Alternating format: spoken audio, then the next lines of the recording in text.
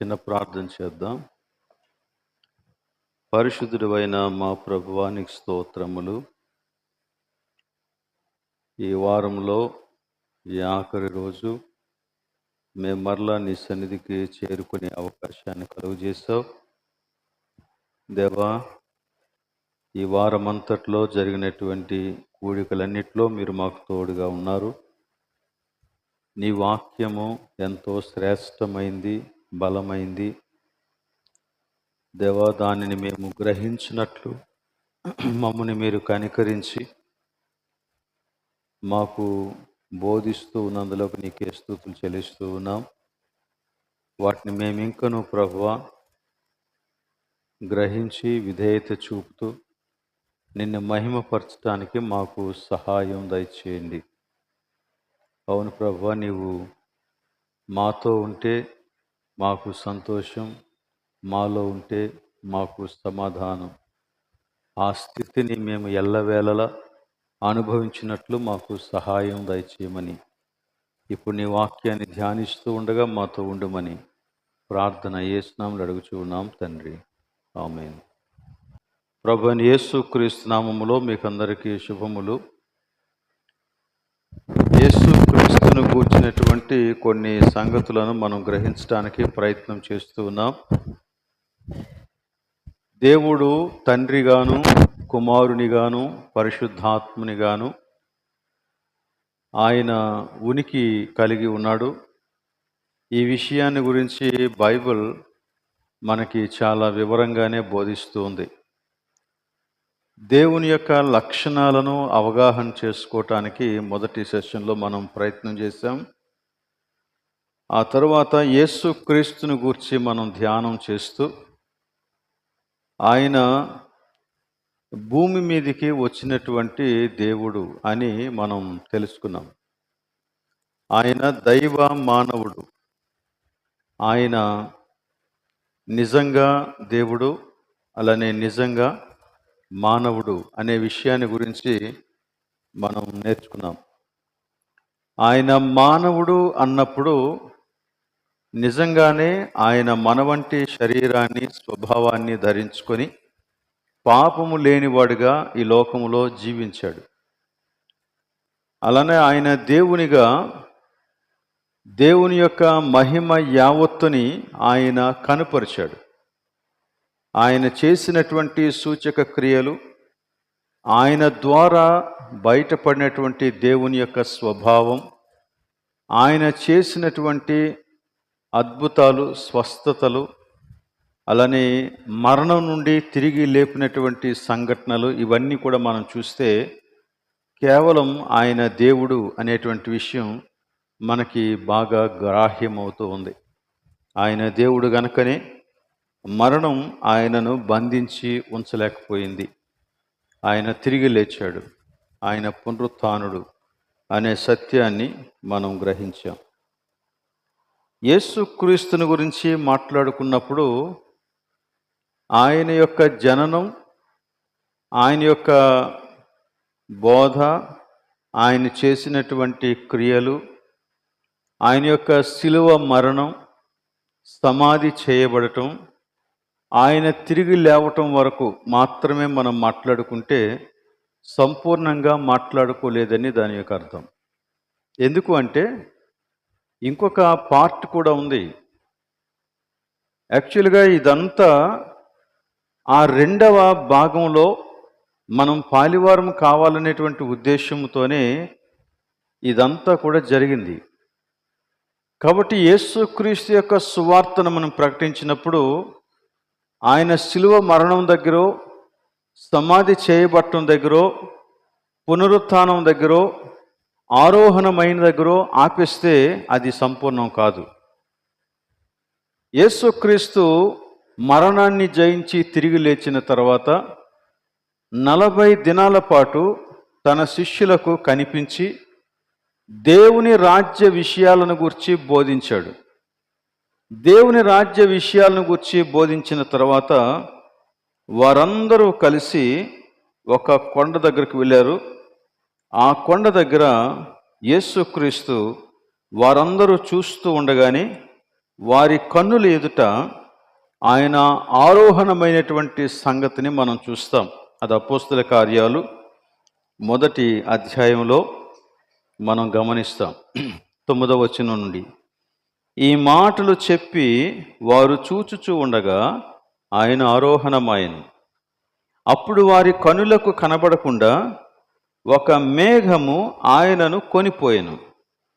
ఆయన వెళ్ళుచూ ఉండగా వారు ఆకాశం వైపు తేరి చూచుచుండిరి.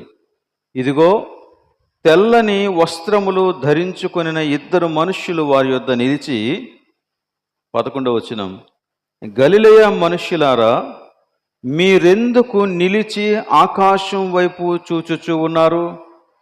మీ యొద్ద నుండి పరలోకమునకు చేర్చుకొనబడిన ఈ యేసే ఏ రీతిగా పరలోకమునకు వెళ్ళుట మీరు చూచితిరో ఆ రీతిగానే ఆయన తిరిగి వచ్చునని వారితో చెప్పిరి.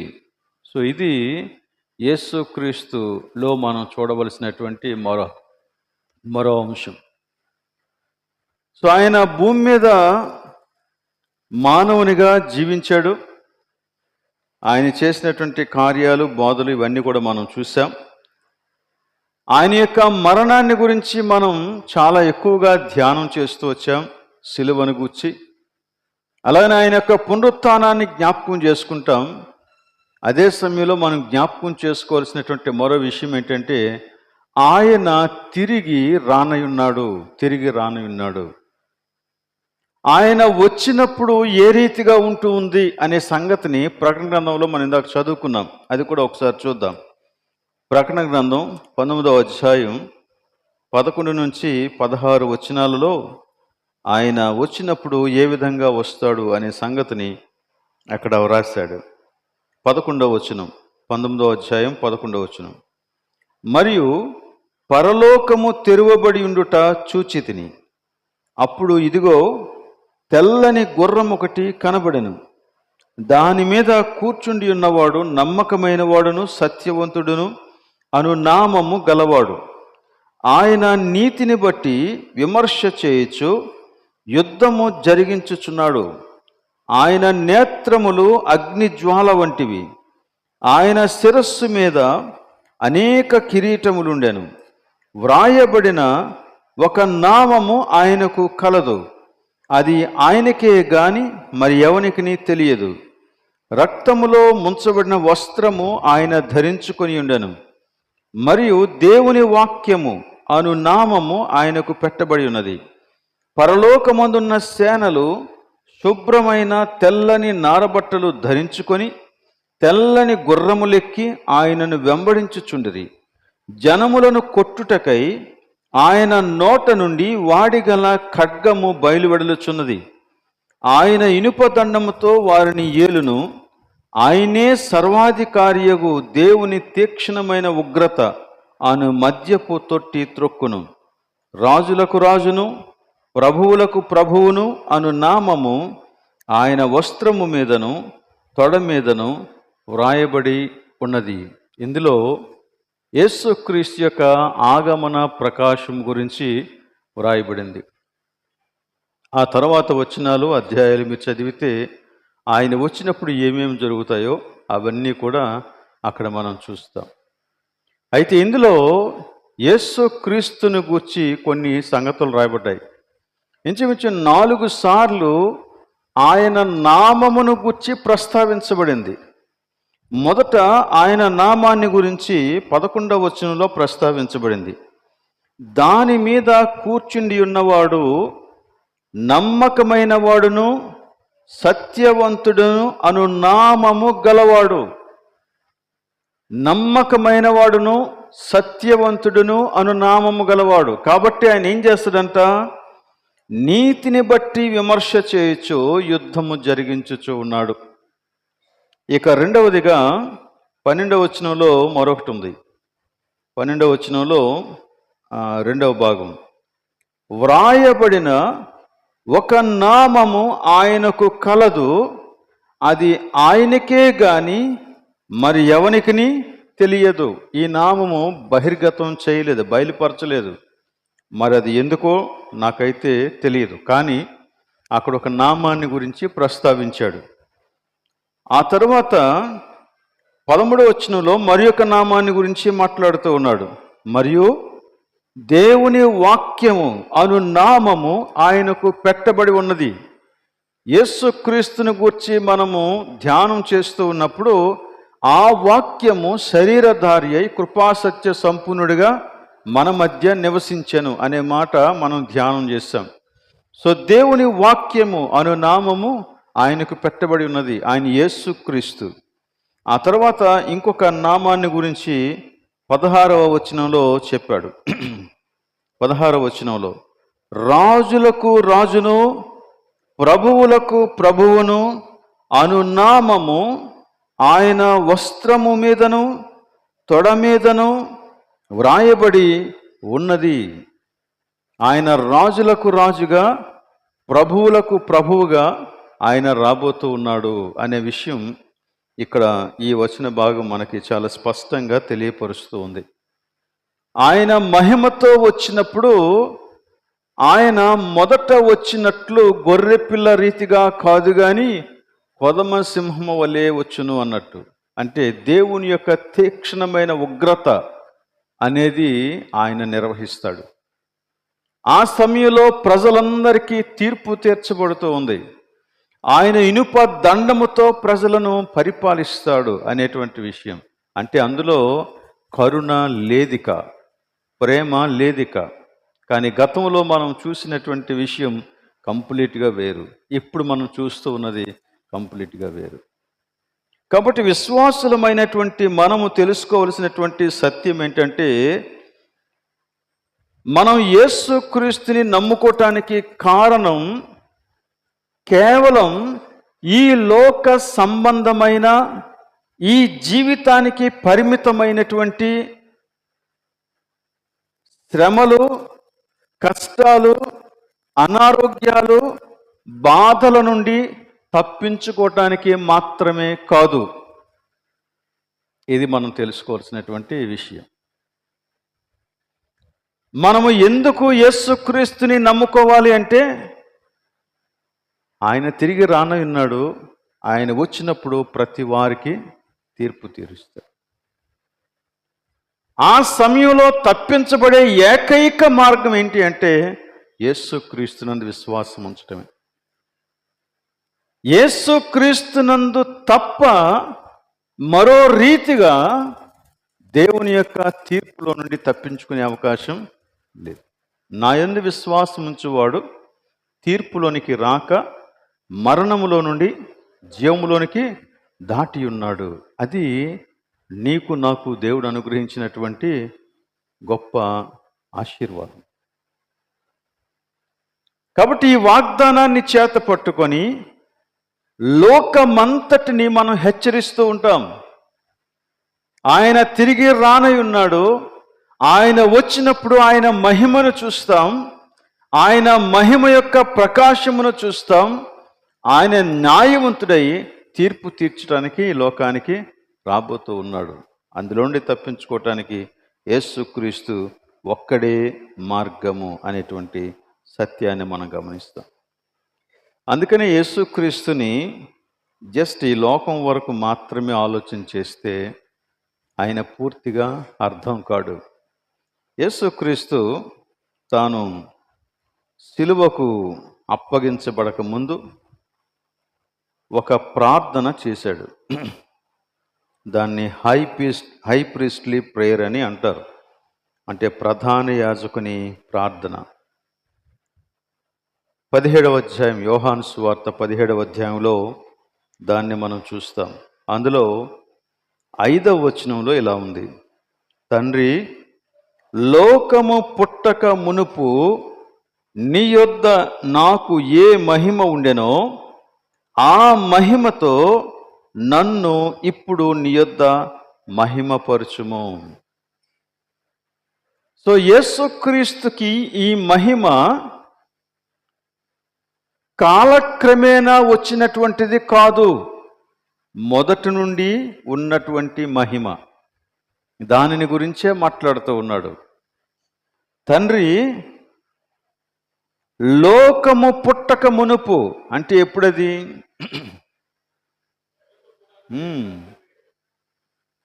ఇప్పుడు మనం చూస్తూ ఉన్నటువంటి ఈ విశ్వము ఆవిర్భవించక ముందు, బైబిల్ ప్రకారంగా మనం చెప్పుకోవాలనుకుంటే ఆదికాండం 1వ అధ్యాయం 1వ వచనం రాకముందే అప్పుడు ఆయన మహిమ కలిగినటువంటి వాడు కనుక ఆయన మనిషిగా పుట్టి దేవుడిగా చేయబడినవాడు కాడు. దేవుడే మానవుడై వచ్చాడు, సత్యాన్ని తెలియజేశాడు. ఇప్పుడు ఆయన తిరిగి వెళ్ళిపోయాడు, ఆయన తిరిగి మళ్ళీ రాబోతూ ఉన్నాడు. ఆయన వచ్చినప్పటికీ ప్రతి వ్యక్తి కూడా సిద్ధంగా ఉండాలన్నది దేవుడు మనకి ఆజ్ఞాపిస్తూ ఉన్న విషయం. యేసుక్రీస్తుని గురించి బైబిల్ చాలా స్పష్టంగా చెబుతూ ఉందండి. కొలస్సీలకు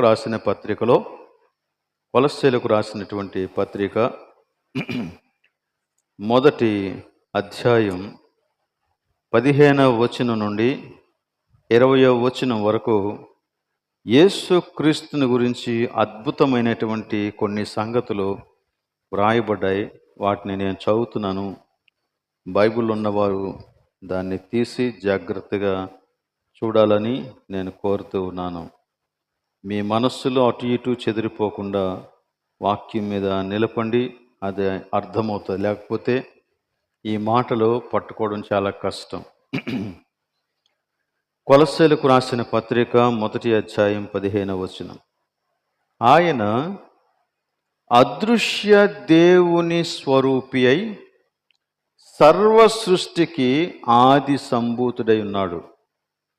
ఎలయనగా ఆకాశమందున్నవియు భూమి అందున్నవియు దృశ్యమైనవి గాని అదృశ్యమైనవి గాని అవి సింహాసనములైనను ప్రభుత్వములైనను ప్రధానులైనను అధికారములైనను సర్వమును ఆయన యందు సృజింపబడెను. సర్వమును ఆయన ద్వారాను ఆయనను బట్టియు సృజింపబడెను. ఆయన అన్నిటికంటే ముందుగా ఉన్నవాడు. ఆయనే సమస్తమునకు ఆధారభూతుడు. 18వ వచనం. సంఘము అను శరీరమునకు ఆయనే శిరస్సు. ఆయనకు అన్నిటిలో ప్రాముఖ్యము కలుగు నిమిత్తము ఆయన ఆది అయుండి మృతులలో నుండి లేచుటలో ఆది సంభూతుడాయను. ఆయన యందు సర్వ సంపూర్ణత నివసింపవలెననియు ఆయన శిలువ రక్తము చేత సంధి చేసి ఆయన ద్వారా సమస్తమును, అవి భూలోకమందున్నవైనను పరలోకమందున్నవైనను వాటినన్నిటినీ ఆయన ద్వారా తనతో సమాధానపరచుకొనవలననియు తండ్రి అభీష్టమాయను.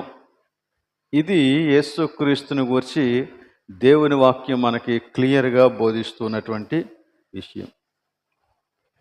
ఇందులో మొట్టమొదట ఏం చెప్పాడంటే అదృశ్య దేవుని యొక్క స్వరూపమైన దేవుడు కనపడడు. ఎందుచేత? ఆయన ఆత్మస్వరూపి. ఆయన్ని మనం చూడలేం. కానీ ఆ అదృశ్య దేవుని యొక్క స్వరూపం యేసుక్రీస్తు. ఈ యేసుక్రీస్తుని గురించి నేను లిస్ట్ అవుట్ చేసిన ప్రకారంగా ఒక 7 సంగతులు నేను లిస్ట్ అవుట్ చేశాను. వాటిని మీ ముందు పెడతాను. మొదటి విషయం ఏంటంటే ఆయన సర్వ సృష్టికి ఆది సంభూతుడు. అనగా ఆయనే అన్నింటికన్నా ముందున్నవాడు. అంటే ఏదైనా ప్రారంభం ఉంది అంటే ఆ ప్రారంభం దేవుడే, యేసుక్రీస్తే అనేటువంటి విషయాన్ని మొట్టమొదట చెప్పాడు. ఆ తర్వాత 16వ వచనంలో ఆయన 16-17 వచనాలు మనం చూస్తే అందులో ఈ విషయం కనపడుతుంది. 17 వచనం మొదటి భాగం చదువుతున్నాను. ఆయన అన్నింటికంటే ముందుగా ఉన్నవాడు, అన్నింటికంటే ముందుగా ఉన్నవాడు. ఈ మాట చెప్పినప్పుడు 16 వచనంలో ఒక వివరణ ఇచ్చాడు. 16 వచనంలో ఇచ్చిన వివరణ ఏంటంటే, ఆకాశమందున్నవి అయినను భూమి అందున్నవి అయినను దృశ్యమైనవి అదృశ్యమైనవి, అవి సింహాసనములైన ప్రభుత్వాలైన ప్రధానులైన అధికారములైన సర్వమును ఆయన యందు సృజింపబడెను. సర్వము ఆయన ద్వారాను ఆయనను బట్టి సృజింపబడెను. ఆయన అన్నిటికంటే ముందున్నవాడు. అంటే మనము ఏ అధికారాన్ని గురించి మాట్లాడినా, ఏ సింహాసనం గురించి మాట్లాడినా, ఎలాంటి ర్యాంక్ గురించి మనం మాట్లాడినా, పదవిని గురించి మాట్లాడినా, వాటన్నింటికంటే ముందున్నవాడు యేసుక్రీస్తు. ఆయనకు మించినటువంటి అధికారము లేదు, ఆయనకు ముందున్న ప్రారంభం లేదు, అలాగనే ఆయనకు మించినటువంటి అధికారం కూడా లేదు. అందుకని ఆయన అన్నింటికంటే ముందున్నవాడు అనేటువంటి విషయాన్ని మనం ఇక్కడ గమనిస్తాం.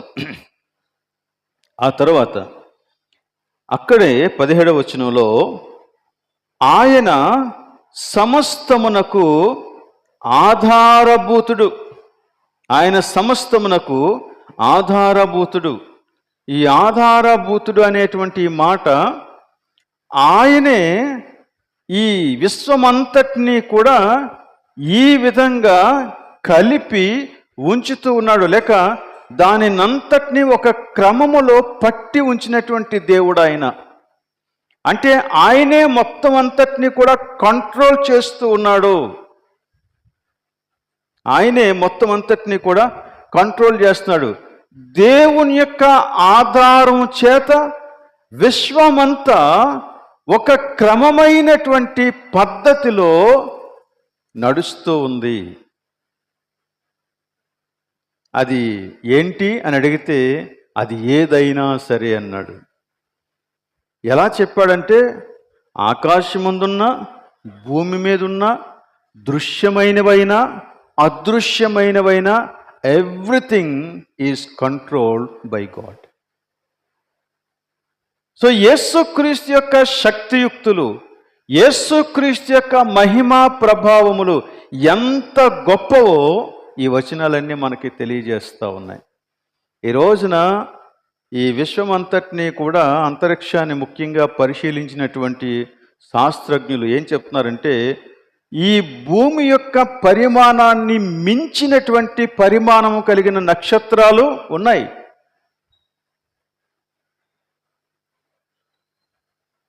అంతటి గొప్ప పరిమాణం కలిగినటువంటి నక్షత్రాలు కూడా దాని క్రమములో భ్రమిస్తాయి అంతే. అలాగనే ఈ భూమిని కూడా దేవుడు ఒక యాంగిల్లో పెట్టాడంట, కొంచెం వంగినట్టుగా. మీరు గ్లోబ్స్ చూసుంటారు అక్కడక్కడ. ఆ గ్లోబ్స్ అన్నీ ఇలాగా రౌండ్గా ఉండి కొంచెం పక్కకి టిల్ట్ అయి ఉంటుంది. దాని వలన మనకి ఋతువులన్నీ కూడా ఒక క్రమమైన రీతిలో వస్తూ ఉన్నాయి. కాలాలు దేవుడే దాన్ని ఆ విధంగా పెట్టాడు. సూర్యుడు ఎక్కడ ఉండాలో, చంద్రుడు ఎక్కడ ఉండాలో, భూమి ఎక్కడ ఉండాలో, నక్షత్రాలు ఎక్కడ ఉండాలో, ఒక్కొక్క గ్యాలక్సీలో ఉన్నటువంటి అనేకమైనటువంటి, అదే పాలపుంతలు అంటాం కదా, అందులో ఉన్నటువంటి ఈ అంతరిక్షం అంతా కూడా ఎక్కడెక్కడ ఏది ఉండాలో దాన్ని ఆ రీతిగా ఉంచాడు. ఇప్పుడు యుద్ధం జరుగుతుంది. అణుబాంబులు గురించినటువంటి భయం అందరికీ ఉంది. అణుబాంబు అంటే ఆ పరమాణువులో నుండి విడుదలైనటువంటి శక్తి వలన మొత్తం నాశనం అయిపోతుంది అన్నట్టుగా. రెండవ ప్రపంచ యుద్ధంలో హిరోషిమా, నాగసాకి ఆ ప్రాంతంలో ఇలాంటి ఒక అణుబాంబుని వేయటం వలన ఇప్పటికీ దాని యొక్క ప్రభావం పోలేదు. ఆ అణుబాంబు ఎక్కడైతే వేశారో ఆ ప్రాంతాన్ని ఇప్పటికీ కూడా నిషేధిత ప్రాంతంగానే ఉంచారు. అందరినీ పంపరు. ఒకవేళ పంపినా చాలా జాగ్రత్తలు తీసుకుంటారు. అక్కడున్నటువంటి ఏ వస్తువును కూడా ముట్టుకోవడానికి లేదు. ఎందుకంటే దాని యొక్క రేడియేషన్ ప్రభావం అంత ఎక్కువగా ఉంది. చాలా సంవత్సరాలు అయిపోయింది, అయినా ఇప్పటికీ దాని ప్రభావం ఉంది. దేవుని యొక్క శక్తిని మనం అంచనా వేయాలంటే అదొకటి చాలు. పరమాణువు ఎంత ఉంటుంది? చాలా చిన్న, కంటికి కనిపించదు. దానిలో దేవుడు పెట్టినటువంటి శక్తి అంత గొప్పది. ఆ పరమాణువుని విచ్ఛిన్నం చేయటం ద్వారా అంతటి శక్తి ఉద్భవిస్తుంది. అది ఒక సైకిల్ రూపంలో అది ఉద్భవిస్తూనే ఉంటుందట. అయినా కానీ ఆ పరమాణువులో లేక న్యూక్లియర్లో ఉన్నటువంటి ప్రోటాన్స్ కానీ న్యూట్రాన్స్ కానీ ఇవన్నీ కూడా ఒకదానితో ఒకటి కలిసిపోయి అవి పేలిపోకుండా దేవుడు దానిని కంట్రోల్ చేసి పెట్టాడు అంతే. కానీ మనిషి దానిని తెలుసుకొని దాన్ని విచ్ఛిన్నం చేసి ప్రపంచాన్ని నాశనం చేసుకోవటానికి ఉపయోగిస్తాడు. శాస్త్రజ్ఞులు చాలా పరిశోధనలు చేసి అసలు ఈ సృష్టి అంతా, ఈ విశ్వమంతా ఎంత కంట్రోల్డ్గా, ఎంత నియంత్రణలో, ఒకే పద్ధతిలో, ఒకే క్రమములో ఇన్ని వేల సంవత్సరాలుగా ఎలా నడుస్తూ ఉంది అని పరిశీలన చేసి వారు తెలుసుకున్నటువంటి విషయం ఏంటంటే, ఏదో మనకి తెలియని ఒక శక్తి వీటన్నిటినీ కట్టి ఉంచుతుంది లేక పట్టి ఉంచుతుంది అన్నాడు. దానికి వారు పెట్టినటువంటి పేరు ఏంటంటే ఇన్విజిబుల్ గ్లూ. గ్లూ అంటే గమ్ము లాంటిది, గమ్ అన్నమాట, పేస్ట్ లాంటిది, ఒకదాని ఒకటి అంటుకొని ఉండేలాగానే చేస్తుంది. Invisible glue, the dark matter అని కూడా అంటారు. ఏదో మనకి తెలియదు, అదే ఈ మొత్తం అంతటినీ కూడా కంట్రోల్ చేస్తుంది అంటాడు అన్నమాట. కానీ నిజానికి చెప్పాలంటే ఇదిగో ఇక్కడ దేవుడు వాక్యం మాట్లాడుతూ ఉంది, ఆయనే సమస్తమునకు ఆధారభూతుడు. ఈయన క్రీస్తు ఆయన రాబోవచ్చు ఉన్నటువంటి వాడు. ఆయన రాజులకు రాజుగా, ప్రభువులకు ప్రభువుగా ఆయన వస్తాడు అని చెప్పినప్పుడు ఆయన యొక్క శక్తి ఏంటో, ఆయన మహిమ ఏంటో దీనిని బట్టి మనకు అర్థమవుతుంది. సో ఇంత విశ్వాన్ని నిర్వహించినటువంటి వాడు, విశ్వ అధిపతి, విశ్వాన్ని ఏలేటువంటి వాడు, సర్వ సృష్టికి ఆది సంభూతుడైనటువంటి వాడు, ఆయన తిరిగి వచ్చినప్పుడు ఆయన ప్రజలకు తీర్పు తీరిస్తే అది ఎలా ఉంటుందో మనకు అర్థమవుతుంది. ఓకే, తర్వాత ఇంకా ఏమన్నాడంటే 18వ వచనంలో, సంఘమునకు ఆయనే శిరస్సు. ఈవెన్ సంఘం దగ్గరికి వచ్చినప్పుడు కూడా ఆయనే శిరస్సు. సంఘమునకు ఆయనే శిరస్సు అంటే సంఘానికి అధిపతి దేవుడే. సంఘములో ది హైయెస్ట్ ర్యాంక్ ఎవరిది అంటే దేవునిదే. దేవుని యొక్క అదుపు ఆజ్ఞలలోనే సంఘమంతా నడవాలి. దేవుడు ఏ విధంగా సంఘం నడవాలో దాన్నంతటినీ కూడా దేవుడు తన యొక్క వాక్యంలో ఉంచి మనకి అప్పగించాడు. కాబట్టి దేవుడే సంఘమునకు శిరస్సు అని చెప్పినప్పుడు దేవుని యొక్క వాక్యానికి ప్రధానమైనటువంటి స్థానము మనం ఇవ్వాలి. ఎందుకంటే దేవుడు తన పరిపాలన ఈ వాక్యం ద్వారా కొనసాగిస్తూ ఉన్నాడు. యేసుక్రీస్తు శిరస్సు, యేసుక్రీస్తు శిరస్సు అని చెప్పినప్పుడు అది కేవలం ఒక బోర్డు కాదు. ఆయన శిరస్సు అని చెప్పినప్పుడు ఆయన యొక్క అదుపు ఆజ్ఞలలో సమస్తము జరగాల. ఇంకా అంటాడు 18వ వచనంలోనే, ఆయనకు అన్నిటిలో ఏం కలగాలి? ప్రాముఖ్యము కలగాలి. యేసుక్రీస్తుకి అన్నింటిలో ప్రాముఖ్యము కలగాలి. మనం ఏదైనా ఒక కార్యక్రమాన్ని నిర్వహిస్తే ప్రాముఖ్యతను కోరుకుంటాం. ఇక్కడ ఒక మనిషి యొక్క ప్రాముఖ్యత కాదు, కానీ అన్నింటిలో దేవుని యొక్క ప్రాముఖ్యత ఉండాలి. యేసుక్రీస్తే ప్రముఖమైన వాడు. నా క్రీస్తు మహిమపరచబడితే నాకు చాలు. సంఘం యొక్క యాటిట్యూడ్ అలా ఉండాలి. ఒకసారి బాప్తిస్మ ఇచ్చి యోహాన్ దగ్గరికి వచ్చి ఆయన శిష్యులు, నువ్వు యేసుక్రీస్తుకి బాప్తిస్మ ఇచ్చావు కదా? అవును, ఇచ్చాను. ఇప్పుడు ఆ యేసుక్రీస్తు నీకంటే ఎక్కువ మందికి బాప్తిస్మ ఇస్తున్నాడు.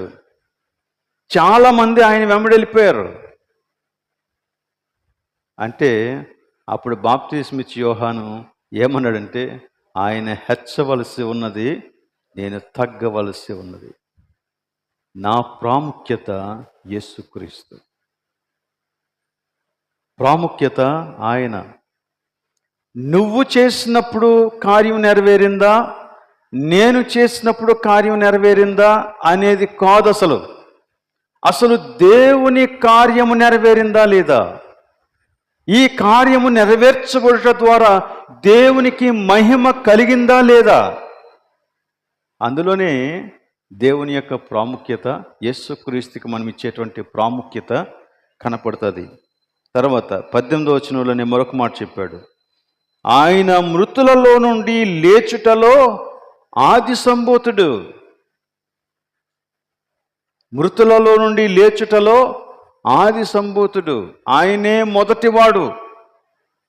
బహుశా మీరు అడగవచ్చు, ఏమడగవచ్చు అంటే, లాజరు లేచాడు కదండి మృతుల్లో నుంచి, నాయను కుమారుడు లేచాడు కదండి, అలాగనే యాయేరు కుమార్తె బ్రతికింది కదండి, ఇంకా పాత నిబంధన గ్రంథంలో కూడా కొంతమంది లేచారు కదండి, మరి వాళ్ళు ప్రథమైన వారు కాదా? వారందరూ తిరిగి లేచారు, మరణంలోంచి బయటకు వచ్చారు. బట్ దే ఆర్ డెడ్, వారు చనిపోయారు. బట్ యేసుక్రీస్తు తిరిగి లేవటం అంటే ఆయన మరణాన్ని జయించి తిరిగి లేచి మహిమ శరీరాన్ని ధరించుకొని ఆయన ఆరోహణం అయిపోయాడు. బట్ మిగిలిన వారందరూ కూడా మరలా వారి యొక్క ఈ నా మామూలు శరీరం లేక మరణానికి లోనైన శరీరమే వారు ధరించుకున్నది.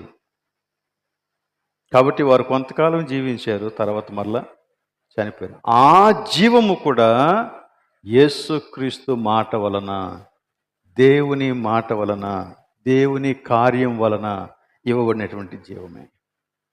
కాబట్టి యేసుక్రీస్తు మృతులలో నుండి లేచుటలో ఆయన ఆది సంభూతుడు.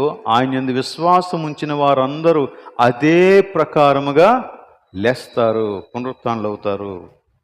తర్వాత 7వ విషయం 19వ వచనంలో ఉంది, ఆయన యందు సర్వ సంపూర్ణత నివసించును. తండ్రి యొక్క అభీష్టం అది. చూడండి 19, 20 వచనాలు కలిపి ఉన్నాయి. ఆయన యందు సర్వ సంపూర్ణత నివసింపవలననియు ఆయన శిలువ రక్తము చేత సంధి చేసి ఆయన ద్వారా సమస్తమును, అవి భూలోకమందున్నవైనను పరలోకమందున్నవైనను వాటినన్నిటినీ ఆయన ద్వారా తనతో సమాధానపరుచుకొనవలననియు తండ్రి అభీష్టమాయెను. సో ఈ భూమి మీద దేవుని యొక్క ఆజ్ఞను వ్యతిరేకించి దేవుని నుంచి దూరం అయిపోయినటువంటి వారందరూ కూడా దేవునితో సమాధాన పడటానికి యేసుక్రీస్తే. యేసుక్రీస్తు ద్వారానే మనం ఆ సర్వ సంపూర్ణతలోనికి నడుస్తామని చెప్పాడు. సో యేసుక్రీస్తు దేవుని యొక్క పరిపూర్ణత. యేసుక్రీస్తు దేవుని యొక్క పరిపూర్ణత. ఆ విషయాన్ని ఇదే పత్రికలో కొంచెం ముందుకు వెళ్తే మనకి కనపడతాయి. 3వ వచనం చూడండి, 2వ అధ్యాయం 3వ వచనం. బుద్ధి జ్ఞానముల సర్వ సంపదలు ఆయన యందే గుప్తములై ఉన్నవి. ఇంకా మనం క్రిందకి వెళ్తే 9వ వచనం. ఏలయనగా దేవత్వము యొక్క సర్వ పరిపూర్ణత శరీరముగా క్రీస్తునందు నివసించుచూ ఉన్నది. తర్వాత 10వ వచనం. మరియు ఆయన యందు మీరును సంపూర్ణులై ఉన్నారు.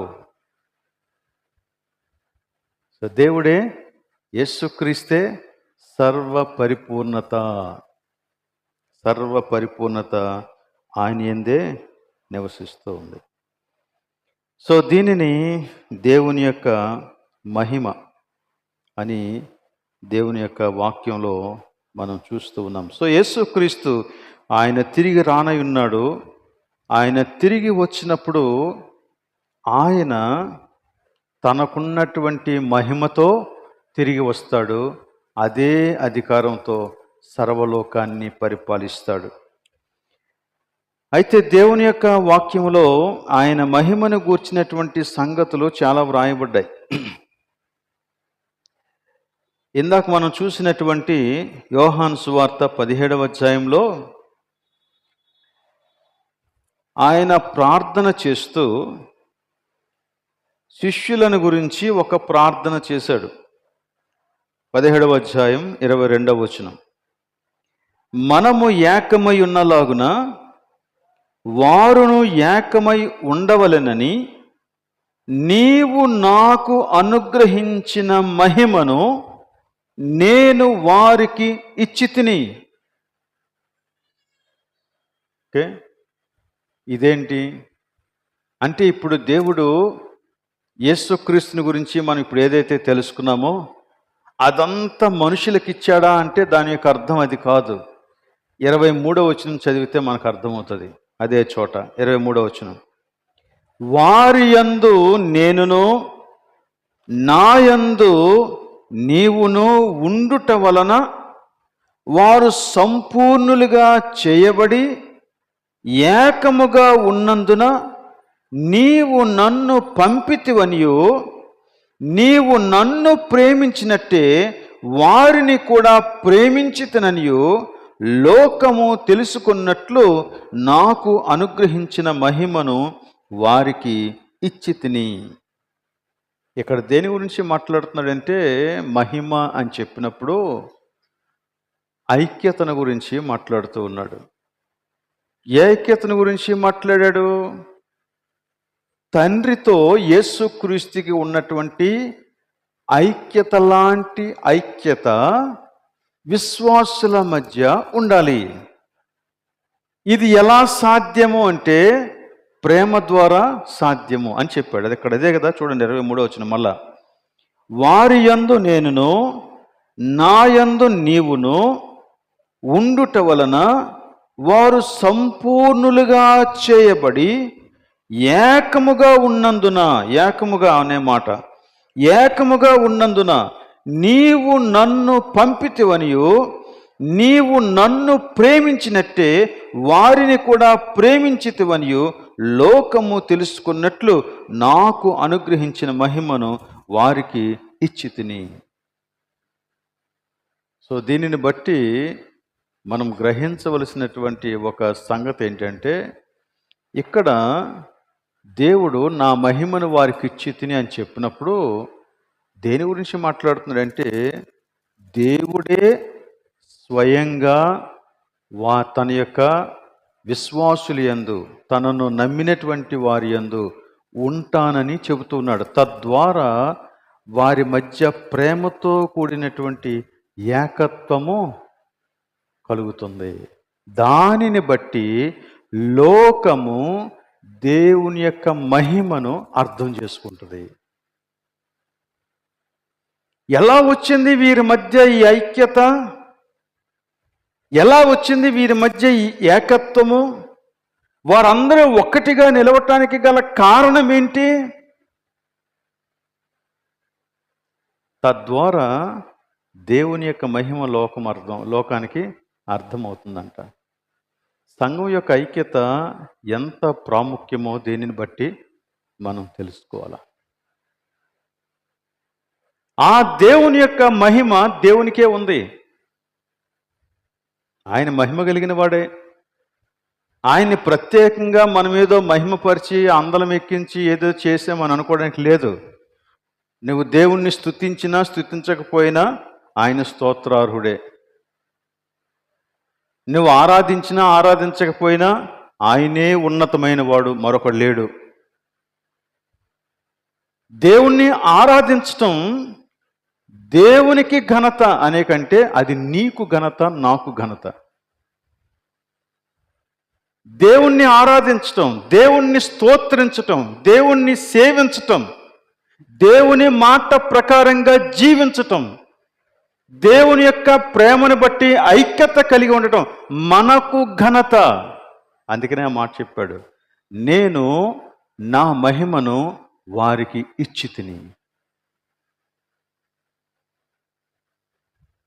సో అంచేత ఈ ఘనతను మనం పోగొట్టుకోకూడదు. ఈ ఘనత పోగొట్టుకోకూడదు. ఇది దేవుని యొక్క సన్నిధి మన మధ్య ఉంది అనటానికి సూచన ఇదే. నిజంగా దేవుడు మహిమపరచబడాలన్నది నీ యొక్క ఉద్దేశ్యం అయితే విభజన కోరుకోవద్దు. Be in one spirit, one mind, oneness of the spirit. కాబట్టి ఐక్యత ఎంత ప్రాముఖ్యమైందో దీనిని బట్టి మనం తెలుసుకోవాలి. రేపు ఉదయం యేసుక్రీస్తు దగ్గరికి మనమందరం కూడా ఏం చేసి అదే మన డెస్టినేషన్ అనుకుంటే ఆయన దగ్గరికి చేరేటప్పుడు మనమందరం ఒకటిగానే చేరాలి. కాబట్టి ఆయన మహిమలోనికి మనము ప్రవేశించడానికి దేవుడు ఈ విషయాలన్నీ కూడా మనతో మాట్లాడుతూ ఉన్నాడు. మనం పాత నిబంధన గ్రంథంలో అనేకమైనటువంటి రెఫరెన్స్లు చూడొచ్చు. ఆ రెఫరెన్స్లన్నీ కూడా మహిమ అని చెప్పినప్పుడు దేవుని యొక్క సన్నిధి వారి మధ్య ఉంది అని తెలిపేటువంటి మాట అది. మీకు కొన్ని రెఫరెన్స్లు ఇస్తాను, వాటిని మీరు ఇంటికి వెళ్ళిన తర్వాత చదువుకోండి. నిర్గమాకాండం 16వ అధ్యాయం 10వ వచనం. నిర్గమాకాండం 16:10. అలానే 24వ అధ్యాయం 16వ వచనం. 24వ అధ్యాయం 16వ వచనం. నిర్గమాకాండంలోనే 40వ అధ్యాయం 34వ వచనం. 40వ అధ్యాయం 34వ వచనం. అలానే రాజులు మొదటి గ్రంథం 8వ అధ్యాయం 11వ వచనం. రాజులు మొదటి గ్రంథం 8:11. ఆ తర్వాత యెషయా గ్రంథం 6వ అధ్యాయం 3వ వచనం. యెషయా గ్రంథం 6వ అధ్యాయం 3వ వచనం. అలానే యెహెజ్కేలు గ్రంథం 1వ అధ్యాయం 28వ వచనం. ఒకవేళ ఈ వచనం మీకు అర్థం కాలేదనుకోండి, ముందు వెనకున్నటువంటి వచనాలు కూడా మీరు చదవండి, మీకు క్లియర్గా అర్థమవుతాయి. ఈ వచనాలన్నింటి ద్వారా మనకు అర్థమయ్యే సత్యం ఒకటే, దేవుని యొక్క మహిమని గురించి ఈ వచనాలన్నింటిలో మాట్లాడుతున్నాడు. ఈ వచనాలన్నింటిలో దేవుని మహిమని గురించి మాట్లాడినప్పుడు ఒకటే అర్థంతో మాట్లాడాడు. అదేంటంటే దేవుని సన్నిధి వారితో ఉంది. ఇప్పుడు మనకి కూడా దేవుడు తన మహిమను అనుగ్రహించాడు. ఆయన తన మహిమను మనకి అనుగ్రహించాడు. ఇందులో దేవుని యొక్క మహిమ ఏంటి అంటే అవర్ యూనిటీ. అందుకనే 133వ కీర్తనలో సహోదరుల ఐక్యతను గురించి మాట్లాడుతూ దానిని దేనితో పోల్చాడో తెలుసా? అభిషేకంతో పోల్చాడు. అభిషేకం అది అహరోను తల మీద పోయబడి తన గడ్డమ్మ మీదుగా కారి అంగిల అంచు వరకు దిగజారిన పరిమళ తైలము వలె ఉండును. అక్కడ ఆశీర్వాదము, శాశ్వత జీవం ఉంటాయి. సో ఐక్యతకు విఘాతం కలిగించే ప్రతి వ్యక్తి అభిషేకాన్ని కోల్పోతూ ఉన్నాడు, దేవుని మహిమను కోల్పోతూ ఉన్నాడు. ఇక దేవునికి మహిమ ఎక్కడ? ఆయన మనకిచ్చిన మహిమ ఎక్కడ? దేవుని యొక్క మహిమ సౌందర్యం ఎక్కడ కనపడుతుందో తెలుసా? ప్రేమలోనే.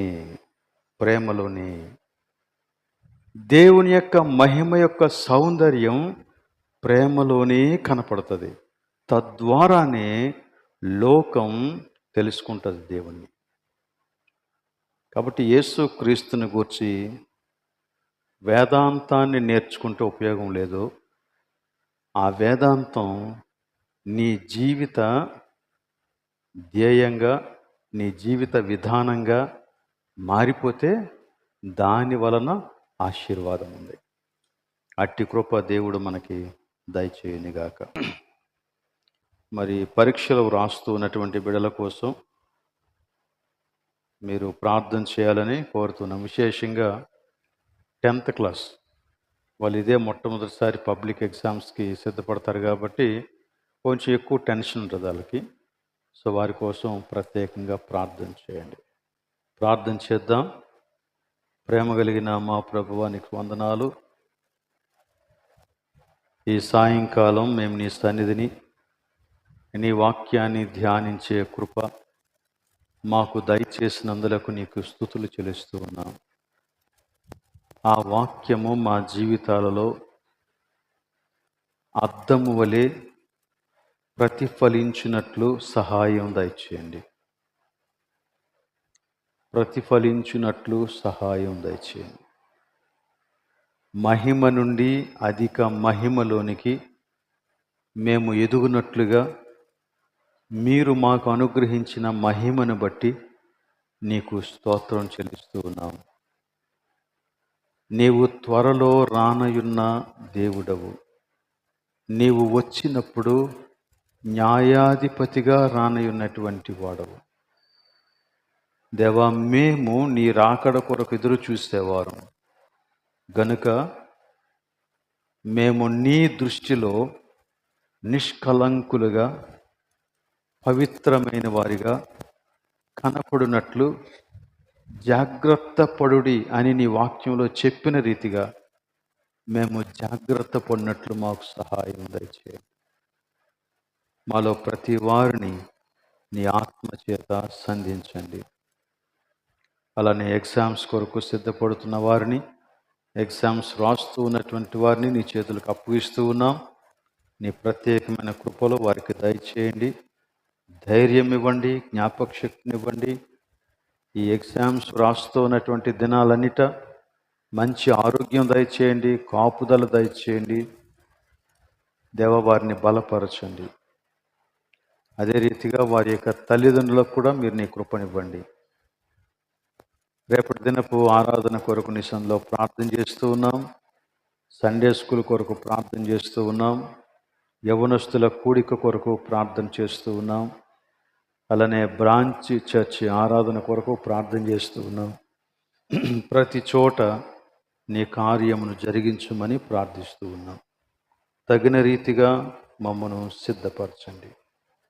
మమ్మల్ని నీ చేతులకు అప్పగించుకుంటూ నీకిష్టమైతే మరలా కలుసుకునే పర్యంతం మాకు తోడుగా ఉంటావని నమ్ముతూ ఈ ప్రార్థన మా ప్రభువును రక్షకుడైన యేసు పరిశుద్ధ నామమున అడుగుచూ ఉన్నాం తండ్రి, ఆమేన్. పరలోకమందున్న మా తండ్రి, నీ నామం పరిశుద్ధపరచబడునుగాక, నీ రాజ్యం వచ్చునుగాక, నీ చిత్తం పరలోకం నెరవేరినట్లు భూలోకం నెరవేరునుగాక. మా దిన ఆహారం మాకు దయచేయము, మా రుణస్తులను క్షమించిన ప్రకారం మమ్మల్ని క్షమించుము, మమ్మల్ని శోధనకి తేకాకి తప్పించుము. ఎందుకనగా రాజ్యము, బలము, మహిమ నిరంతరము నీవైనావు తండ్రి. ఆమేన్. ఇప్పుడు మన పరమ తండ్రి అయిన దేవుని ప్రేమ, కుమారుని యేసుక్రీస్తు యొక్క కృప, పరిశుద్ధాత్మిక అన్యోన్య సహవాసం ఇక్కడ చేరిన మనకందరకు, సంఘమంతటికి సదాకాలం తోడే ఉండునుగాక. ఆమేన్.